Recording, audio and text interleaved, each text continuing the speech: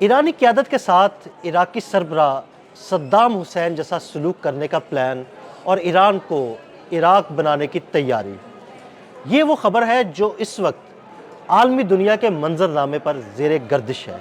اس بارے میں عامر رضا سے بات کرتے ہیں کہ یہ بیان کس کی طرف سے آیا اور یہ کیوں آیا۔ عامر بھائی، ایک بہت اہم بیان آیا ہے اور اس میں اس بات کی نشاندہی کی گئی ہے کہ امریکہ کی جانب سے یہ پلان کیا جا رہا ہے جو انہوں نے عراق کے ساتھ کیا وہی ایران کے ساتھ کیا جانا چاہیے۔ سب سے پہلے تو یہ بیان میری طرف سے آیا تھا۔ اگر آپ کو یاد ہے تو میں نے کہا تھا کہ عراق میں یہ بہانہ بنا کر یہ ٹوٹے تھے یا ٹوٹ پڑے تھے تمام یورپین اور امریکن اقوام کہ اس کے پاس بہت بڑے اسلحے ہیں، اور میں نے آپ کو یاد ہوگا کہا تھا کہ بیچارے کے پاس T-52 ٹینک نکلے جو دوسری جنگ عظیم کے بعد کی ٹیکنالوجی تھی، اور وہ ٹیکنالوجی اس کے کسی کام نہ آئی۔ دیکھیں اب یہ بات وہی بات جو میں نے کہی تھی، وہ اب بین الاقوامی ایٹمی توانائی ایجنسی جو ہے IAEA کے محمد البرادعی جو اس کے سابق سربراہ ہیں، انہوں نے بھی وہی بیان بات کی کہ ایران کو عراق بنانے کی سازش کی جا رہی ہے، یعنی ان کے خیال سے کہ عراق کی طرح سے ہی ایران میں جو ہے مداخلت کی جائے گی۔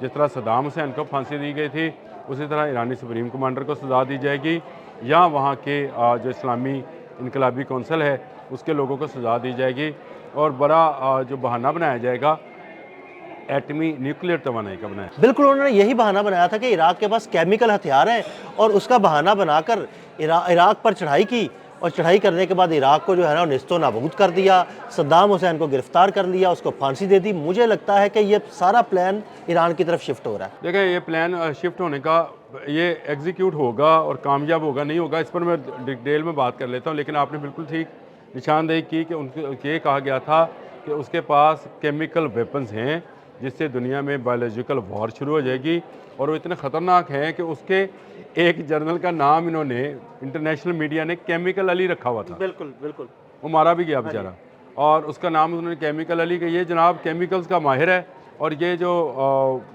میس ڈسٹرکشن کے میزائلز ہیں بنا رہا ہے، اور جس میں پوری دنیا ڈسٹرائے جو ہے وہ ہو جائے گی۔ اور اسی کا بہانہ بنا کر امریکہ نے یورپین اقوام، جن کی تعداد اس وقت میرا خیال ہے تقریباً 18 سے 20 تھی، ان کو اکٹھا کیا تھا، اور وہ اس پر چڑھ دوڑے تھے۔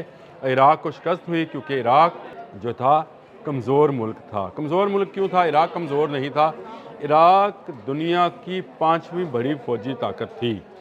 یہ تھی سے مراد میری یہ ہے کہ اس امریکن حملے سے پہلے ہوا یہ کہ عراق کے صدر صدام حسین نے امریکہ کی پراکسی وار ایران کے ساتھ شروع کی۔ 8 سالہ جنگ میں عراق کا بے پناہ اور بے انتہا نقصان ہوا، جانی بھی، مالی بھی، اور اس کے اسلحے کا بھی۔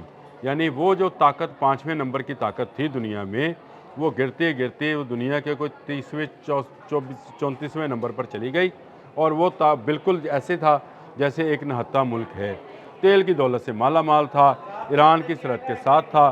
امریکہ کے لیے یہ سوٹیبل تھا کہ وہ ایک ایسے ملک میں جو 8 سالہ جنگ میں خالی ہو چکا ہو اس پر قبضہ کر لے۔ اس کے لیے ایک کہانی گھڑی گئی۔ پہلے عراق کو ایران کے خلاف لڑوایا۔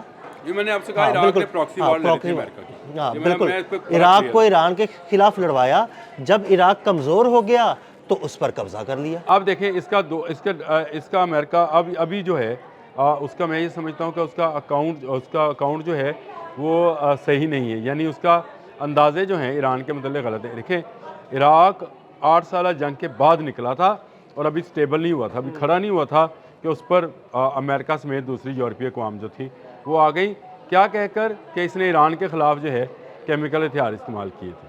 اچھا، وہ کیمیکل ہتھیار اس کے پاس کیسے آئے تھے، کس نے استعمال کرائے تھے، اور کیا اس پر یہ آیا تھا؟ یہی وہ بین الاقوامی ایٹمی توانائی ایجنسی کے سربراہ سابق سربراہ جو ہیں محمد البرادعی، ان کا بھی یہی موقف ہے۔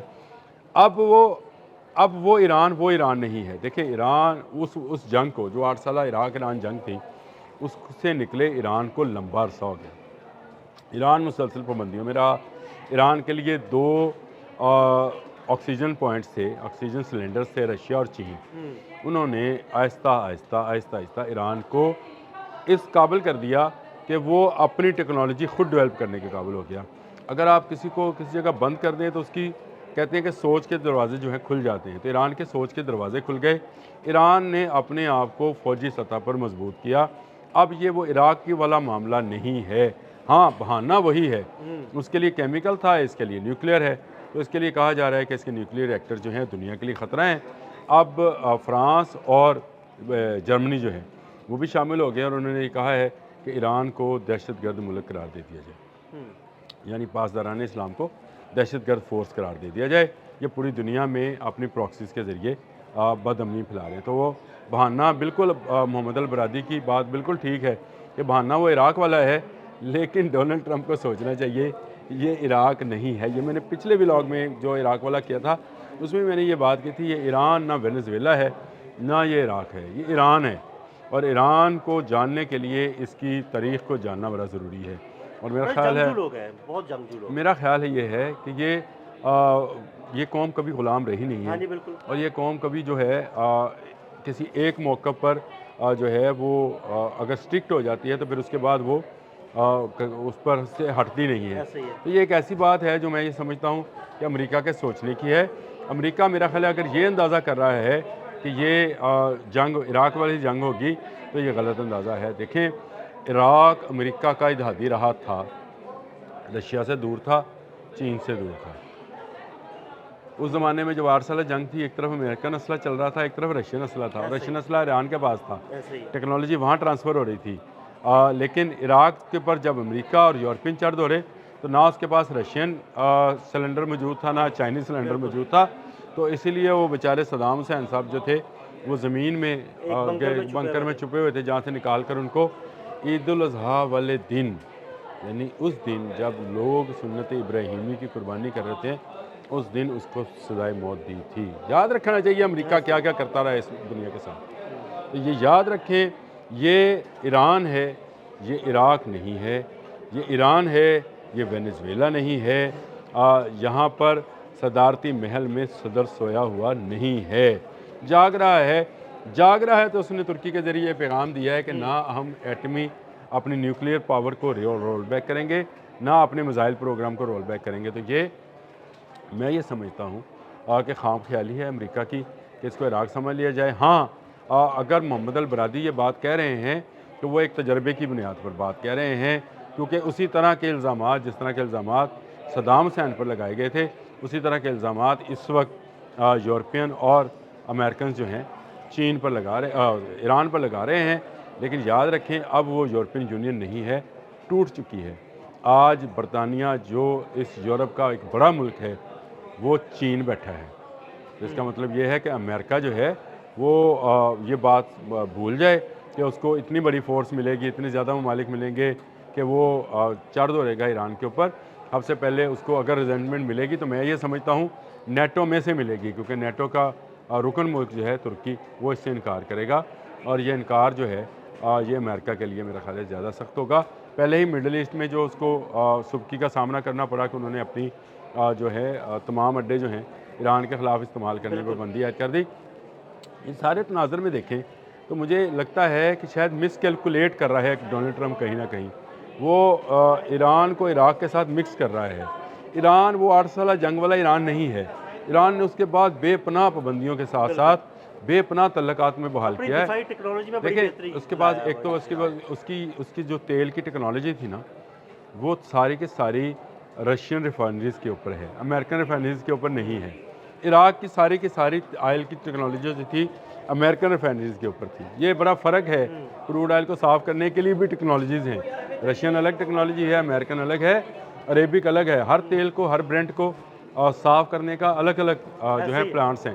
تو یہ بات سمجھنی چاہیے. ایران ایک مضبوط ملک ہے اور ایران انشاءاللہ تعالی جو ہے اس خدشے اظہار تو کیا جاتا ہے کہ اس کو عراق سمجھا جائے گا اور عراق کی طرح ہی اس پر جو ہے وہ چڑھ دوڑیں گے. میرا خیال ہے یہ اتنا آسان نہیں ہے. بھرپور مزاحمت کا سامنا کرنا پڑے گا اور ایک بڑی جنگ جو ہے خطے میں ہو سکتی ہے. اب وہ ٹینکوں والی جنگ ہے بھی نہیں. اب جنگ وہاں سے نکل کر میزائلز تک چلی گئی ہے اور میزائل ٹیکنالوجی جو ہے وہ SBM تک چلی گئی، MBS تک چلی گئی اور IBM تک چلی گئی. جس کا مطلب یہ ہے کہ یہ ٹیکنالوجی جو ہے آئے روز ایران حاصل کرتا جا رہا ہے. یہ ایک خوشائند بات ہے کہ ایران کو اپنے دفاع کا خیال تھا عراق جنگ کے بعد بھی. اگر نہ ہوتا تو ایران آج ایک ایسی قوت نہ ہوتی جس کو دنیا کے 200 سے زائد ممالک میں 19واں نمبر حاصل ہے تمام پابندیوں کے باوجود۔ آج وہ 19ویں نمبر کی فورس ہے، تو یہ اس کو عراق مت سمجھا جائے۔ میرا حال محمد البرادعی کے خدشات ٹھیک ہیں، لیکن کیلکولیشن آف ڈونلڈ ٹرمپ جو ہے وہ صحیح ہے۔ بہت شکریہ عامر رضا، بالکل عامر رضا نے بڑی تفصیل کے ساتھ اس سارے معاملے پر روشنی ڈالی۔ عدیل احمد اور عامر رضا کو اجازت دیجیے گا، اللہ حافظ۔